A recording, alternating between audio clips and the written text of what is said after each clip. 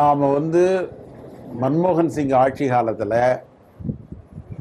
70 ரூபாய்க்கும் 60 ரூபாய்க்கும் பெட்ரோல் டீசலை நாம் விற்பனை செய்தோம். அப்போ கச்சா எண்ணெய் $120 விற்றுது.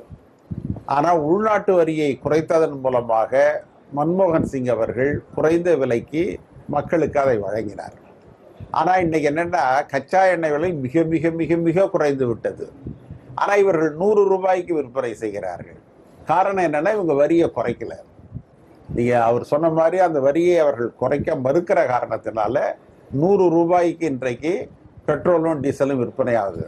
இதை விட என்ன கொடுமைன்னா அது அரசுக்கு சொந்தமான ஆயில் கம்பெனிகளுக்கு அது செல்லவில்லை.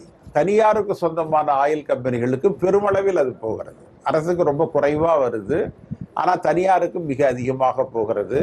இது இது எப்படி சொல்லலாம்னா பகல் கொள்ளை என்று சொல்லலாம். மக்களை இதைவிட சுரண்ட முடியாது, மக்களுக்கு இதைவிட துரோகம் செய்ய முடியாது.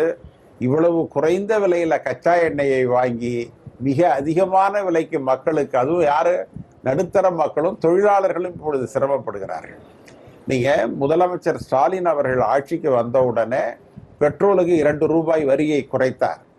ஏன்னா 2 வீலர் வச்சிருக்கிறவங்க ரொம்ப பேர் தொழிலாளிகளாக இருக்கிறார்கள். அதனால் என்னால் முடிந்த விலை குறைப்பை செய்கிறேன் என்று அவர் அந்த விலையை குறைத்தார். அதை கூட மோடி செய்யவில்லை. அதுதான் மோடிக்கும் மற்றவர்களுக்கும் உள்ள வித்தியாசம். அதுதான் ஜிஎஸ்டி கவுன்சிலில் கொண்டாந்தா விலை குறைஞ்சிடும். விலை குறைஞ்சிட்டா அவங்களுக்கு வரி வருவாய் குறைந்து விடும், முதலாளிகள் பாதிக்கப்படுவார்கள் என்பதற்காக அவர்கள் கொண்டு வரது. அதாவதுங்க அது அப்படி சேர்த்தது அது ஒரு நாகரிகமான செயல் அல்ல, ஏற்றுக்கொள்ளக்கூடாதது, ஏற்றுக்கொள்ள முடியாதது. ஆனால் அது இப்பொழுது சரி செய்யப்பட்டிருக்கிறது என்று நான் கருதுகிறேன். சரி செஞ்ச வரைக்கும் கரெக்ட். சட்டப்பேரவை தேர்தலில் கூட்டணி மாற்றம் ஏற்படுமா? விஜய் தாவேகா கட்சியுடன் கூட்டணி பேசுவதாக கூறப்படுகிறது. நீங்க காங்கிரஸை பொறுத்தவரை மத சார்பின்மையில் மிகுந்த நம்பிக்கையுடைய ஒரு அரசியல் இயக்கம். நாங்கள் எங்களுடைய தலைவர் ஸ்டாலின் அவர்கள், எங்களுடைய தலைவர் ராகுல் அவர்கள் ஸ்டாலின் அவர்களுக்கு ஒரு சிறந்த நண்பர், அரசியல் ரீதியாகவும் நண்பர், அரசியலுக்கு அப்பாற்பட்டும் நண்பர்.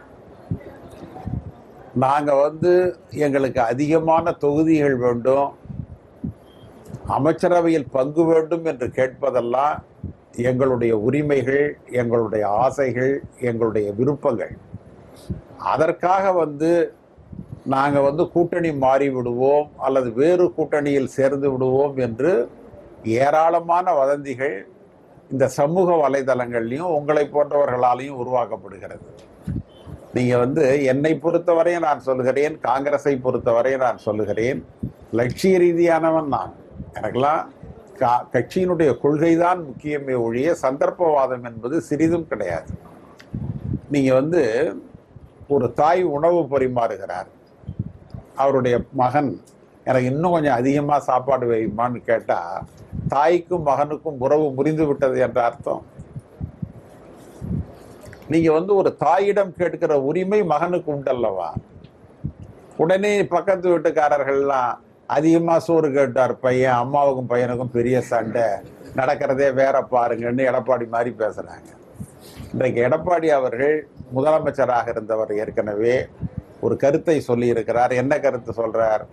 காங்கிரஸ் கட்சியினுடைய அகில இந்திய செயலாளர் கிரீஷ் அவர்கள் 125 சீட்டு கேட்டாரு. முன்னாள் தலைவர் அழகிரி அவர்கள் ஆட்சியில் பங்கு கேட்கிறாரு. சட்டமன்ற காங்கிரஸ் கட்சி தலைவர் ராஜேஷ் அவர்கள் பங்கு கேட்கிறாரு. அதனால திமுக கூட்டணி சிதறிவிட்டது, திமுக கூட்டணி நிலைக்காதுன்னு இந்த கிராமங்களில் சண்டை வந்தால் சாபம் விடுவாங்க. அது மாதிரி அவர் சாபம் விடுகிறார். அது இல்லாமல் எங்களுடைய தமிழக காங்கிரஸ் தலைவரை பற்றி ரொம்ப குறைவாக வேற பேசியிருக்கிறார். அதெல்லாம் தவறு. எப்பொழுதுமே அரசியல் பேச வேண்டுமே ஒழிய தனிநபர் விமர்சனம் என்பது கூடாது. நான் கேட்குறேன், எடப்பாடியை பற்றி தனிநபர் விமர்சனம் செய்தால் அவருடைய நிலை என்னவாகும்? அவர் என்ன பரிசுத்தமானவரா, தூய்மையானவரா, நம்பிக்கைக்குரியவரா, அல்லது நண்பர்களை காப்பாற்றியவரா? அவர் எந்த வகையில் அவர் சிறந்தவராக இருக்க முடியும்? அவர் அதை பேசியிருக்க கூடாது. நீங்க கொள்கை விமர்சனம் என்பது வேறு, தனி மனித விமர்சனம் என்பது வேறு. செல்வ பெருந்தகை காங்கிரஸ் கட்சிக்கு வந்து 15 வருஷத்துக்கு மேல ஆகுது. நான் தலைவராக இருக்கிற பொழுதுதான் அந்த தொகுதியை நான் அவருக்கு அந்த சீட்டை நான் தான் கொடுத்தேன். நீங்க வந்து எங்களுடைய தேர்தல் குழுவில் கூட டெல்லியோடு பேசிய பொழுது எங்களுக்கு வந்து அன்றைக்கு வந்து பார்வையாளராக வந்த ஒரு மாநிலத்தினுடைய முன்னாள் முதலமைச்சர் அவருக்கு அந்த இடத்தை கொடுக்கக்கூடாது என்று வாதிட்டார். ஆமா, நான் தான் அதுல வந்து மறுப்பு சொன்னேன். நான் என்ன சொன்னேன்னா, அந்த தொகுதிக்கு ஏற்ற வேட்பாளர் அவர்தான், அதனாலதான் அந்த தொகுதிக்கு அவரை நான் பரிந்துரை செய்திருக்கிறேன். ஏன் அந்த தொகுதியை நம்ம தேர்வு செய்தோம் என்று சொன்னால், ராஜீவ் காந்தியினுடைய நினைவகம் அங்கே இருக்கிறது. எனவே அந்த நினைவகம் நம்முடைய தொகுதியில் இருக்க வேண்டும் என்பதற்காக அந்த தொகுதியை கேட்டு பெற்றோம். எனவே அவரை நான் தான் தேர்வு செய்திருக்கிறேன் என்று சொன்ன பொழுது சோனியா காந்தி அவர்கள் அதற்கு ஒப்புதல் கொடுத்தார். இது வந்து வரலாறு. நீங்க வந்து அவர் ஒன்றும் சும்மா வந்துள்ள 15 ஆண்டு காலம் இந்த கட்சியில பணியாற்றி இருக்கிறார். நீங்க அவரை பற்றிய விமர்சனம் அவ்வளவு கேவலமான தனி மனித விமர்சனம் கூடாது அல்லவா? நாங்கள் 110 இடங்களில் போட்டியிட்டவர்கள், இன்றைக்கு குறைவான இடங்களில் போட்டியிடுகிறோம். அந்த நிலை மாற வேண்டும் என்று நாங்கள் கருதுகிறோம்.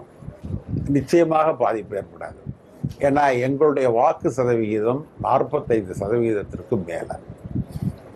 நீங்க வந்து அவர்களுடைய வாக்கு சதவிகிதம் என்ன என்பதனை அவர்கள் இதுவரை நிரூபிக்கவில்லை. அண்ணா திராவிட முன்னேற்ற கழகம் கூட 20லிருந்து 23% மேலாக இந்த முறை பெற முடியாது. நீங்க வந்து அவர்களோடு கூட்டு சேர்கிறவர்கள் எல்லாம் ஒரு பலகீனமான நிலையில் இருக்கிறவர்கள். எனவே வந்து எங்களுடைய வாக்கு சதவிகிதமும் அவர்களுடைய வாக்கு சதவிகிதமும் மலைக்கும் மடுவிற்கும் உள்ள வித்தியாசம் இருக்கிறது. எனவே அதை அவர்கள் நெருங்கவே முடியாது. நாங்கள் தான் வெற்றி.